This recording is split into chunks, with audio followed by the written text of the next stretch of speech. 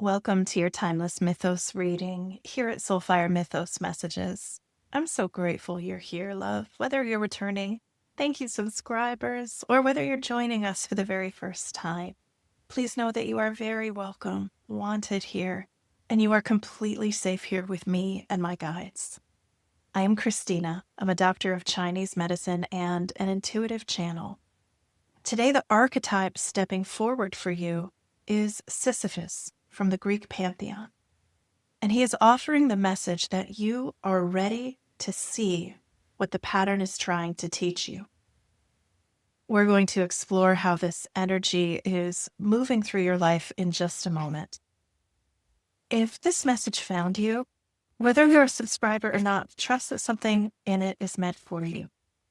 Do be aware that because this is a collective channeled reading, some parts are going to resonate for you and some parts aren't.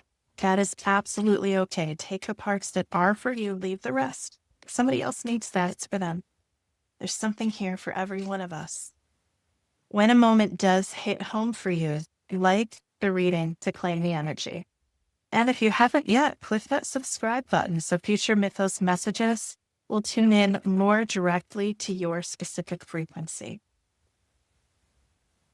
All right, love. Let's take a deep breath in and let's step back into the mythos together. So Sisyphus was the story of him. He is the Page of Cups here today. Sisyphus was a king of Corinth in ancient Greece, and he was clever, manipulative, and endlessly deceptive individual. He betrayed sacred laws. He outsmarted death twice. He believed that he could stay ahead of the gods forever. But he was a little cocky, maybe. And when he tried to cheat fate too many times, Zeus sentenced him to an eternal task to push a boulder up a mountain repeatedly, only to then watch it roll back down every single time. Over the centuries, Sisyphus's pride broke him open. His pride dissolved, and in some later tellings, we find that he found humility, meaning, even a kind of peace inside that repetition. And this becomes a mirror for the moment that's facing you right now, when you finally stop running from yourself. When you allow awakening through emotional honesty, through humility, through beginner-hearted truths, because as the Page of Cups, this is about the moment when your heart cracks open and you finally feel what you've been avoiding. There is something there. This is about that spark of honesty, this tenderness of awakening to your truth after a long period of denial, being willing to approach life with curiosity rather than ego, and softening when the old strategies are no longer working. This is an understanding that every single emotional beginning starts when your avoidance stops.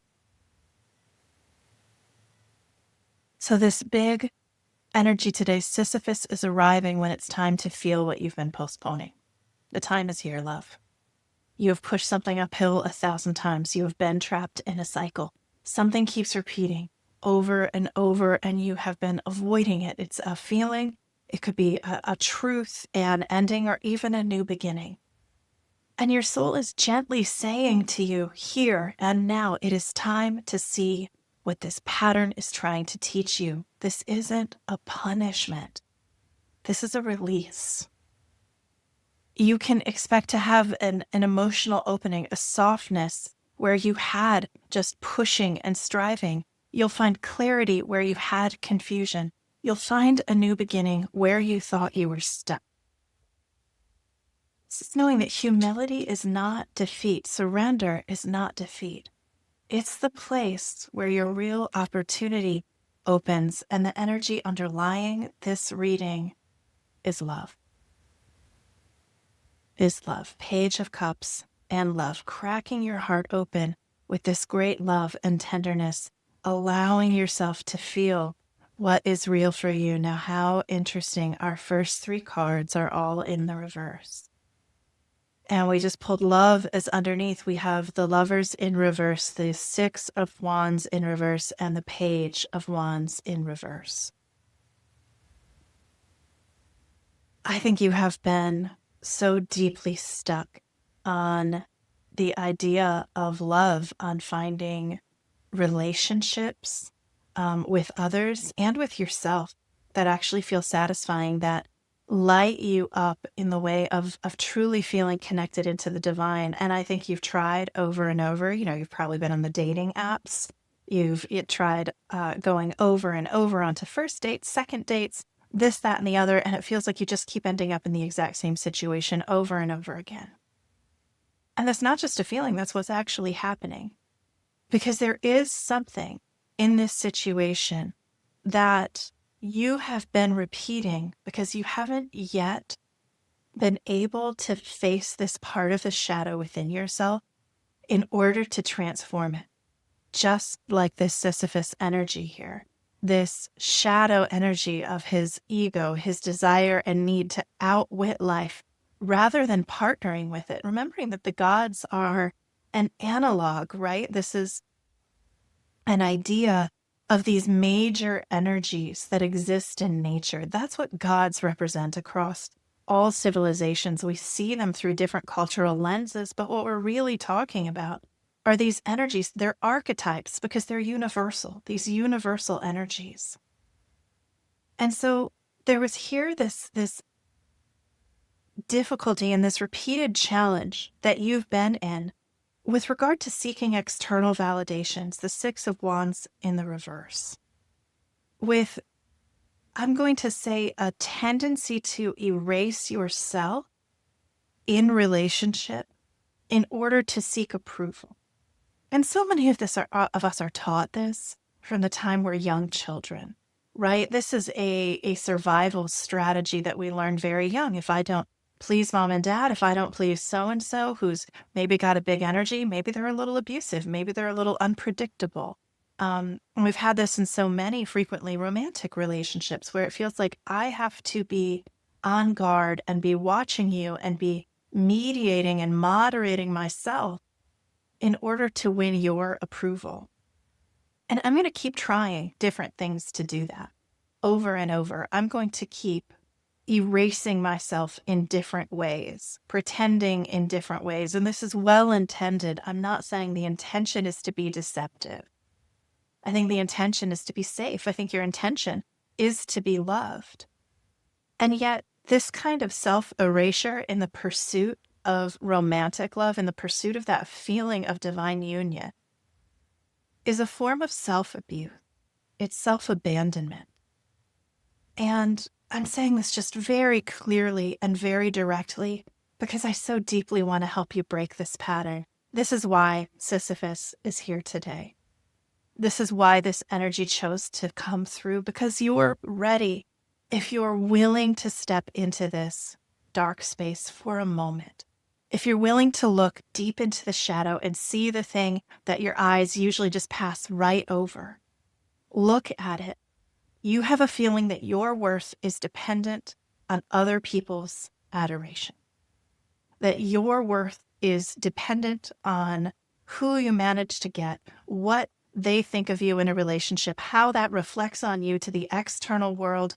And so you have been contorting yourself, pretzeling yourself in 100 different ways, in all of these different ways, all these different attempts to try to please someone enough.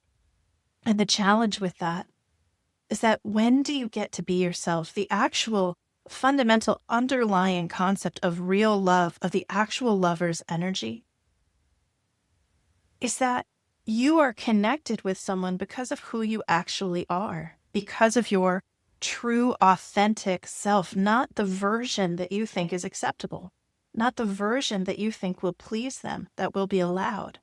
It is truly, truly what you want. This swan love energy, this mating for life, this divine union energy of the lovers, it truly comes when you become integrated, when you allow yourself to see and accept and love beyond reason the true, whole, perfectly imperfect human being that you are. When you wear your authenticity as something that can't take off, your authenticity is through every part of your being. You are who you are. You're not a mistake. You weren't made to be something else. And you don't need to contort yourself to win love, because at that point, it's not you who's winning it. And that's why it's felt so hollow. That's why it has felt so lacking over and over and over, because you weren't actually being who you truly are. You were being what you thought you should be, and keeping up that projection makes us feel so deeply alone. Even in the middle of what should be a happy relationship, it feels so incredibly lonesome when you aren't free to be yourself and you believe who you are is not who's being loved, because you've never been willing to show that to another person. You've never been willing to risk that level of vulnerability. And it's true, rejection can come. It can. You're not wrong about that. But why would you cannot experience this level of love in a relationship where what you're doing is avoiding rejection instead of proactively seeking intimacy. And I'm not talking about physical intimacy. I'm talking about what you really want. It's emotional intimacy. It's to feel seen and accepted and loved and held in a container of connection with another human being. And the only way, truly, the only way, love, to bring that into your life is to actually be who you truly are, to soften into this truth. It will completely set you free. You can let this old pattern teach you instead of trapping you. You've been trapped in it. It's why you've been repeating it over and over. But let this repetition, it's Rumi who says the wound is where the light enters. Let this repetition teach you. You've been down that road. You know where it goes, and it doesn't go where you want to be. All right, so this is the energy, what we might not be seeing, what you might not be seeing in this situation. And it says to assess the situation, which is exactly what we're doing, but really assess it. And writing is a wonderful way to do this in a journal on a piece of blank paper. Writing forces us to really see how messy our thinking is. It's why it's so painful, because we have to choose this word or that word, this statement or that statement. Writing really shows us how unclear our thoughts are, even when we feel like we're clear. And so assess the situation clearly and kindly, with compassion for yourself. I'm not here saying to you, you've been doing this over and over because you're wrong and bad. That is the exact opposite of what I'm saying. I'm saying that you have a series of patterned behaviors that have shown up because of what you learned when you were very young, and that has kept you in this particular pattern, this particular cycle, repeating over and over. And if you assess it clearly and see where it's happening, that gives you the vantage point to then know, when should I be more vulnerable and when shouldn't I? How can I gauge who's actually safe and receptive for that and who isn't? Where is the acceptance that I have been denying myself? What are the steps I can take to develop that? Is it something I can do on my own? Working with things like tapping, working with things like affirmations, with journaling, with meditation? Or is it something I need help with? Is it maybe more deeply entrenched? Although this energy today is saying you're pretty ready.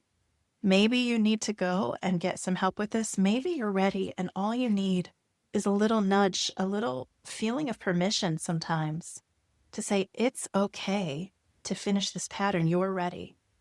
So assess the situation clearly as you look at this repeated pattern that has happened over and over for you in love.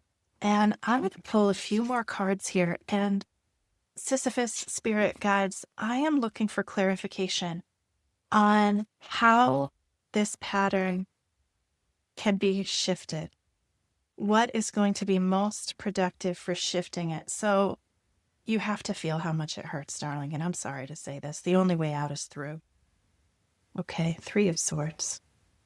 The only way out is through. We can't break an emotional pattern by avoiding it. And there's so much in pop psychology, in the sort of online self-help guru world that says, just look the other direction. I'm going to just focus my attention because if I acknowledge these challenging feelings, these difficult, painful things, it means I'm inviting that into my life and my tissues. And I'm just here to tell you that that is such a load of bullshit. Forgive my frank language. Forgive my frank language. It frustrates me because it keeps you stuck. There is nothing inside you that you need to fear. There is nothing about acknowledging the reality of how hurt you may feel, of how angry or abandoned or betrayed, or how full of shame you may feel over your past behavior. There is nothing about that that is harmful to you. There is nothing about that that will prevent you from moving forward or only pull negative things into you. It is absolute crap that only the idea that is being promulgated, that only focusing on love and light and all this future manifestation is what is going to resolve everything. That is what we call spiritual bypassing, spiritual gaslighting, and it is nonsense. If you want to shift this pattern, you have to dive into the root of what caused it in the first place. That is where the healing happens, not with avoiding, not with bypassing, and not with staying stuck either. I'm not saying dive into your heartbreak and stay there forever, far from it, but we have to feel it to heal it. We have to acknowledge it. We have to work through it. We have to integrate these things into ourselves in order to, as a wholly realized, a wholly integrated person, to be able to shift this pattern. That's why it keeps unconsciously repeating. It unconsciously repeats because these patterns and these energies are still inside until they are integrated into the whole where they belong. So the critical component here is allowing the truth of your heartbreak, my love. It's okay. It's okay. I'm sorry you've had this experience. I'm sorry that it hurts so much. And I have been there, I promise I have, in places of pain and aloneness and incredible shame for myself and my choices and my behavior. And yet it is through doing this work that you can heal and allow the light of your being to truly shine as who you actually are, not some projected BS version that New Age so-called spiritualists have told you is acceptable. That is just such absolute nonsense. All right. What we have here, continuing, 7 of Pentacles, 10 of Wands, Queen of Cups. 7 of Pentacles is allowing the time that it takes once you've planted a seed to get to where you're trying to go. Sisyphus didn't open his heart and come to this new humility and understanding of truth and peace within himself quickly. It took eons. No, I'm not saying it's going to take eons. This is a bonsai tree, but it does take time. It's not I dive once into my heartbreak and Dr. V told me it would all be better. It takes time. I'd be selling you a bill of goods if I told you otherwise. But the thing is, it works. You do this work and it is subtle and it requires repetition and persistence, knowing that the day I plant the seed is not the day I harvest the fruit, allowing those cycles to move forward. And it can be a little bit of a heavy lift with this 10 of Wands. I'm not going to say otherwise. It is. If it was easy, everyone would do it. You would look around at your friends and your family and you would see everyone having authentic, incredibly fulfilling, beautiful relationships, authentically connected to their life path, speaking their truth with grace and beauty and kindness. But that's not the world most of us see most of the time when we look out there. We see folks stuck in their patterns, trying so incredibly hard to keep up this projected front because we're all so afraid of acknowledging reality and our own vulnerability. So this is going to be work. I can't say otherwise. This is a delving process. This is a burrowing in. This is finding a tendril of a root of something that feels almost like a poison inside you. It hurts. And you go into it so you can find it at its source, so you can transform it. This is the time for descent. This is the time to allow yourself to fully feel and shift this pattern that has kept repeating. And then comes the Queen of Cups energy. This beautiful, soft, heart open, connected, loving, generous energy that feels safe to inhabit when you've done this work. When you can trust your own intuition, your own assessment of situations, to know when it's safe to share and when it's not, to assess the situation accurately, to know who is and isn't good for you, what feels like an old pattern of nervous system activation, right? Of familiar comfort. What is that repeating versus what is actual intimacy and care and safe authenticity? That's the invitation for you. This is what Sisyphus is bringing you. This acknowledgement that you are ready to see. You are ready to shift this pattern.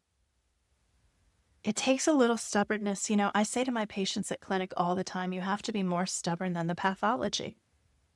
I think stubbornness is a wonderful trait. I am stubborn as dang mule. I really am.